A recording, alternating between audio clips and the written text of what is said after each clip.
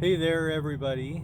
I hope you can see me on this video. This is going to be raw, unfiltered, and about as reality TV or whatever as you can get. It's utter chaos. I was gone from my place, my off-grid house, tiny house, for about a week and a half. I was out in another town working where I make my money, about 100 miles away. And in that time, we had gotten a big freeze and some snow for the first time. As you can see back here, maybe, I've got a 100-pound propane tank. And that's what I had my house hooked up to run my little propane heater in there, direct vent propane heater. I will go into that in a minute, to keep my house from freezing up. And I get here tonight, house is froze up, and I've got propane in the tank. So I'm going to show you what happened. And full disclosure, I already fixed this to mitigate the disaster that was going on right now, but I figured this is a good lesson.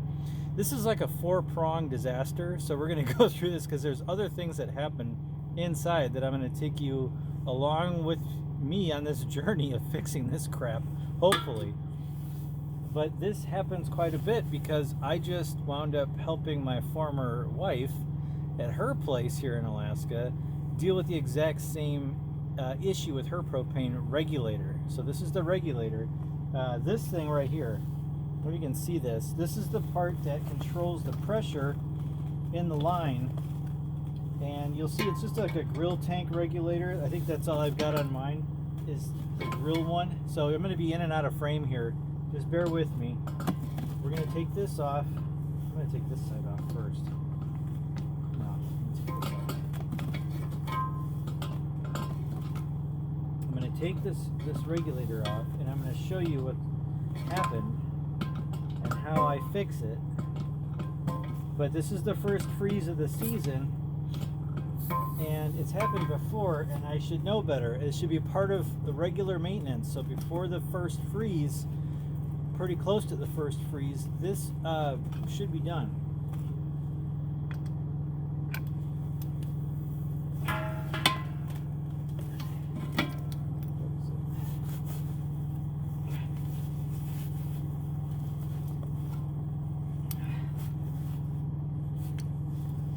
Okay, so what I'm doing is I'm backing the regulator off of the hose that it's attached to. So this is my supply hose right here, and this is how my regulator is attached. So yours will be a little different. Maybe your regulator attaches or detaches from your hose. Maybe it doesn't. Maybe it's connected. Either way, what happened was this regulator got ice in it, and I'm going to bring you along with me. Pardon me if I'm in and out of focus and you can't see me, and pardon my catastrophe of a tiny house at the moment with all my stuff around. Okay, so I'm inside. Luckily I've got other heat going. Okay, so what happened was this regulator right here got ice in it, and it blocked the flow of gas. When the temperature got low enough to freeze it, it shut the propane off to my dang house. And I was counting on this house to be above freezing. That's why I got this heater. That's why I did all this stuff. So when I come back to my place, it's not froze up in a solid ball, and I can turn things back up a bit and get it to a more comfortable temperature. So that being said, this is the regulator. This part goes into the tank right here, and this part, that hole right there, that connects to the hose to the supply line. Oh no, that's not the supply. Sorry. This is to the house. So this is the line to the house.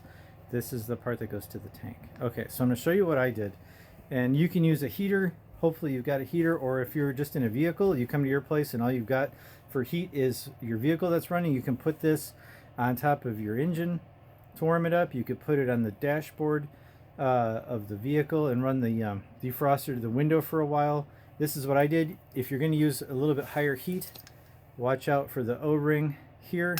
And of course, this has, or had, tape or thread sealant for gas lines in the threads. So you don't want to get that so hot that you melt it or destroy it. So what I did was I started a fire in my tinywoodstoves.com dwarf 5kW is what it is. I started a fire in here. I warmed this up. I put it on the wood stove like this to warm up enough to melt the ice that was in here. And then I dumped the water out. And like I said, I had done this just a little while ago, and I thought, oh, this is a good idea to put on for a video. So I dumped the water out, right? Made sure it was warm to the touch, not hot, not like you can't touch it. You want it warm enough where you can still touch the thing, or cool enough where you can still touch it.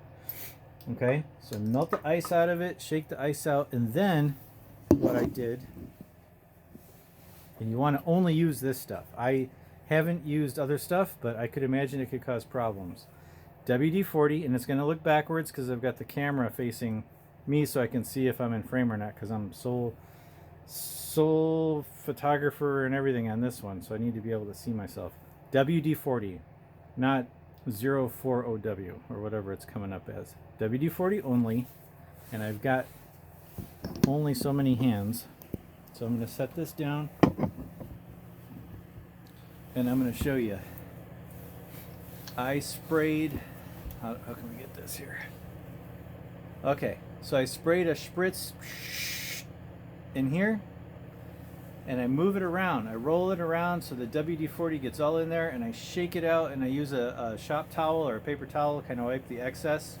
And then I spray this nozzle here. I spritz a little bit in that very small hole right there and around it, and then shake it and then wipe it all off. I'm not an expert at this. So there might be some people in the industry who are like, oh my God, I can't believe you're doing that. It's going to destroy this or whatever. I have never had, within years of doing this type of technique, I've never had anything that I would deem detrimental happening from the WD-40 in here. I maybe, but this is a newer regulator. I think last year I got this one. So I put it back together, and then I got gas to the house. Okay, well then there's another problem. Okay, so I got gas to the house, and I always start my propane burner and I heat up my hot water, right, for coffee or whatever, or in this case there was ice in my tea kettle, so I heated that up, and I've got gas flow to the range, right? But this heater here, this is a Martin direct vent propane heater. This has got the glass window on it. I love this thing. This is the third winter I've owned this unit, and it's been great. However, now that I've got gas flow to the house, there's a little doohickey up here. When you go to restart this heater, you have to turn the knob to the pilot light option. And you can see that pilot light. So here's off, pilot, push down on it to let the gas flow, and then use this, and that's like a piezo igniter. It's like a grill igniter, right? When you light a gas barbecue grill, same type of deal.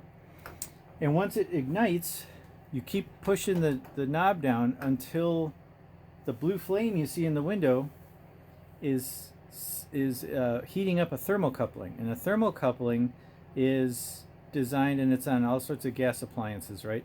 The thermocoupling opens and closes the valve for the gas for the entire unit, and it closes when that thermocoupling is cold, right? So this pilot light going, we're heating that thermocouple up, and it looks like a little brass, like a nipple kind of thing, it's about an inch long, a little rod with a little dot at the end of it.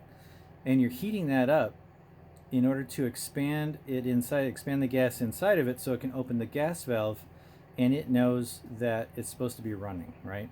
Okay, I did that, and I had it going for 10 seconds, 20 seconds, and I tried to start it. Nope, kept dying out, kept dying out, kept dying out. So I let it go longer, a minute, tried it again, kept dying out. I'm like, okay. Thermocouple was working when I last did this about a week and a half ago, okay, when I switched propane tanks. So I noticed when I'm looking at the thermocouple in here, like I said, this is just a multi-pronged problem. So this heater, I'm looking at the thermocouple, and when you can't see it in here right now, but when I was igniting the pilot light in there, I noticed that it's off center a little bit. The thermocouple isn't exactly right where the flame is, and there's some carbon buildup on the thermocouple. So there's 2 Phillips screws at the top for this housing on this Martin heater, and I'm going to just lift this up. So I took the 2 screws out at the top, and then this cover slides off, sometimes easier than others. I'll throw it on my daughter's bed. And what I'm going to do, or attempt to do, is I'm going to get you in here a little closer maybe, so you can see what I'm doing. The thermocouple on this guy, I don't know if you can see in here, it's the very top one. It looks like a little nipple coming out, and then the second one down is the sparker, the igniter, right? So when we look out here, the top one is the thermocouple. It's this little copper tube, goes up to a valve to turn the gas on and off for the unit. So what I'm going to do is we're going to back this off, and this is actually a little loose, which is kind of interesting. I'm going to put you back in the holder here so I can use both my hands. Okay. And this is all, I didn't work on this, so this is the first time. All right, so my goal is I'm going to pull this thermocoupler nipple out, and I'm going to clean it with some steel wool, and I'm going to try to bend it back a little bit so it's hitting the flame a bit more directly. And I'm hoping that this will alleviate the problem.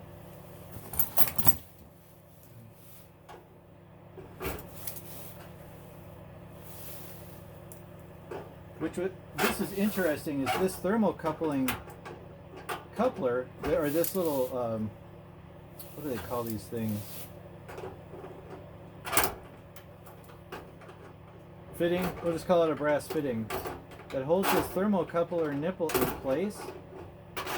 Everyone's cringing because I'm using vice grips on this thing, and I've got wrenches here, but I'm not sure which is the right one. Let's see. I'm basically like an orangutan sometimes when it comes to, there we go. It looks like it's about an 11 millimeter.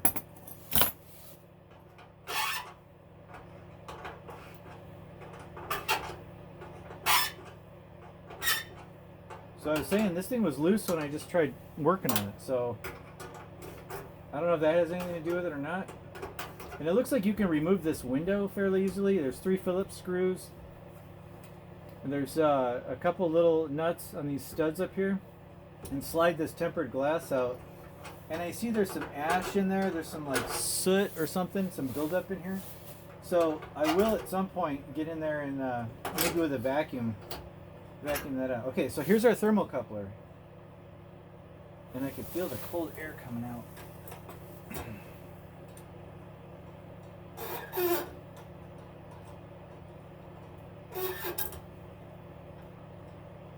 All right, the thermocouple doodad is right here.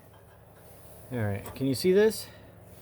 See it next to my finger? You can see the soot on this thing. Let's try to, I don't know if you can see it against my hand. There, maybe that's better. That's the thermocouple. So this portion of it right here, this portion here gets the heat, and it expands the gas in here, which opens the valve to allow all the gas in here. Now here's an interesting note.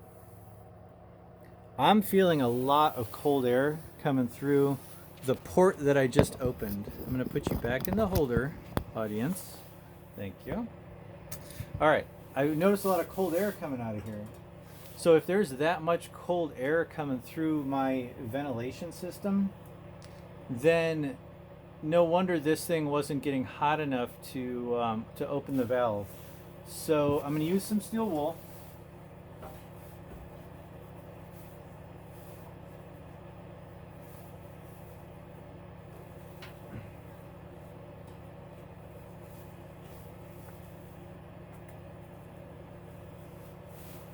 All right.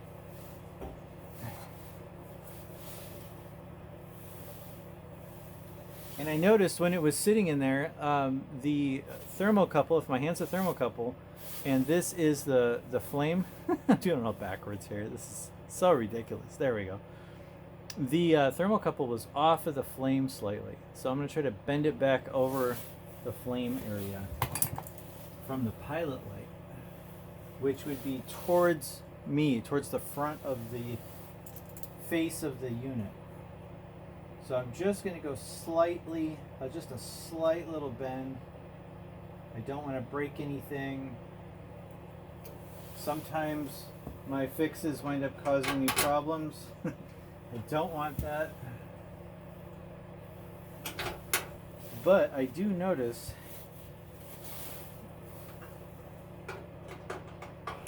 that this airflow in here is a big difference. And this is not the reason my stove failed. The heater did not fail because of this. It's failing now because of this, but the original fail was the doggone regulator on the propane. So I come in here to my house expecting I can turn the heat on. I think this is a 10 millimeter. This isn't fitting as good as it should. I come in here trying to like turn the heat up and have a nice warm cozy cabin, and lo and behold, everything's froze up. Okay, so I've tightened it down. In my professional personal experience, after 2 winters, you shouldn't have to replace the thermocouple. I mean, it takes a while for them to go. Sometimes you get a lemon. Totally understood. Okay, so now here's the deal. I've got to go back out with you. I'm going to do this all in one take because I don't have editing software or anything right now. I still got to dink around with that. So follow me out here. I'm going to put this regulator back on, turn the gas back on, and we're going to see if this actually goes. Okay, follow me, follow me. Oh, the other thing that happened, so here's the multi-pronged problem. So I came in here, and my sink faucet was broken. It was supposed to be attached right here. Right on there. And it popped off. Now I'm thinking, okay, so maybe it's just a press fit sleeve or something and I can press it back down. Nope. Broke completely off. Broke through the steel, and the ice in there expanded and pushed it right off and broke it right in half.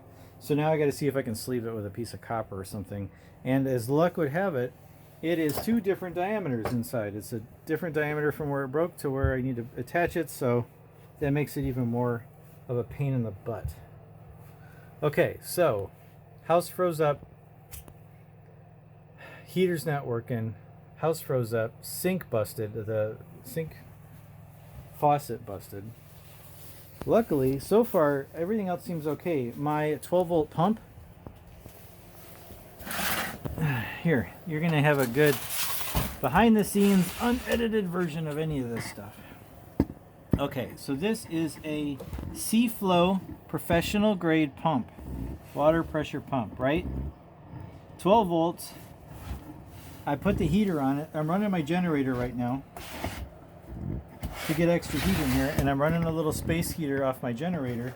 And I checked everything out, and it looks like because it's forgiving with the PEX tubing and stuff, and the stuff I put on here, it all looks pretty forgiving. So if it froze, it's thawed out now, and I'm not seeing any leaks, so that's good.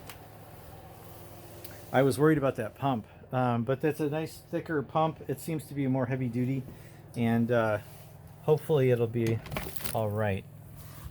We'll try that later when I get a sink faucet on there, because if I did it now, it would spray all over the place. Okay, so we're coming back out to my little propane spot here next to my tiny house. And it didn't even get that cold. I mean, it was down maybe in the upper 20s for a while, but it was big enough to cause a big old problem. And during the day, it was above freezing. Okay, so I'm putting this back on the hose. This is the regulator. It regulates the pressure of the propane and keeps it consistent, right? Okay, so I'm going to put this back on the tank.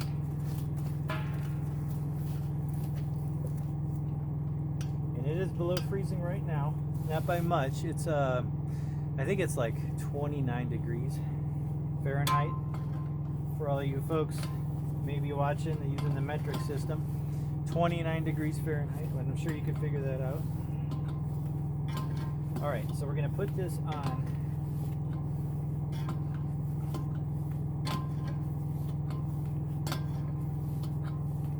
Just in case I'm switching tanks, because there we go, we're going to turn this on. Switching tanks and not going with the 100-pounder right now, just for ease of use and in case there's something else going on. I know there's definitely propane in that little one and it's not froze up. Okay, so we're back in the house. Tanks on, valves on. Okay, now I'm going to do this up here, and I'm going to have, I don't know if you can watch this or not. We'll see if you guys can see this. And if it goes, fantastic. And if not, well, here, I'm going to take the phone out of the holder. Unedited, raw footage. All right, let's see if we can see this. I don't know if you can see this or not. Am I getting in there?